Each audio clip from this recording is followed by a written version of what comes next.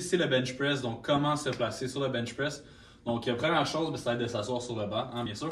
Donc, Alessandro va se coucher. Et ce que tu veux, c'est d'avoir les yeux au niveau de la barre. Donc, avoir les yeux juste en dessous de la barre. Donc, ça, la première chose. La deuxième chose, en fait, il va y avoir 3 points de contact avec le banc. Donc, 3 points de contact. Le premier, ça va être les fesses. Le deuxième, ça va être, dans le fond, les omoplates. Donc, quand je parle des omoplates, c'est les gros muscles qui sont derrière de votre dos, donc derrière les épaules. Le but, ça va être on appelle ça, on va faire une rétraction scapulaire. Donc, on va venir les coller comme si on voulait pincer le banc ensemble. Donc, ce que ça va faire, c'est que premièrement, ça va stabiliser le mouvement parce qu'on sait, le dos travaille lorsqu'on fait du bench press. Hein, bien sûr, c'est les pecs en majorité, mais le dos fait le mouvement contraire.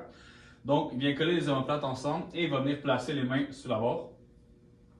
Donc, quand je dis les 3 points de contact, excusez-moi, au niveau du banc, c'est les fesses, les omoplates et la tête. Donc, ils doivent toujours rester sur le banc. Donc, à quel endroit placer les mains? Donc là, il y a beaucoup d'avis. Il y en a qui vont dire, bon, sur les petites lignes, parce qu'il y a des petites lignes là, comme des œillets. Moi, je recommande vraiment d'y aller un petit peu plus large que les épaules. C'est vraiment que le ressenti musculaire que vous allez savoir. Donc, Alexandre va pouvoir prendre la barre, la soulever. Et bien sûr, ce qu'il va vouloir faire, c'est venir apporter la barre au niveau du sternum. Donc, juste ici environ. Donc, tu peux y aller, Alessandro. Donc, au niveau du sternum et la monter dans les airs.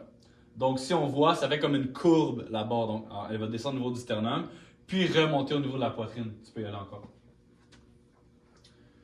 Super. Donc, enfin quand elle finit d'avoir pris la re-rack. Donc, c'est important aussi au niveau des poignets de ne pas avoir les poignets twistés comme ça, parce que souvent, on peut avoir des douleurs au niveau ici, dans le fond des poignets. Fait que vraiment d'avoir les poignets droits pour s'assurer qu'on a beaucoup de force. Puis, on veut toujours un genre d'angle de 90 degrés avec le bras pour avoir le plus de force possible.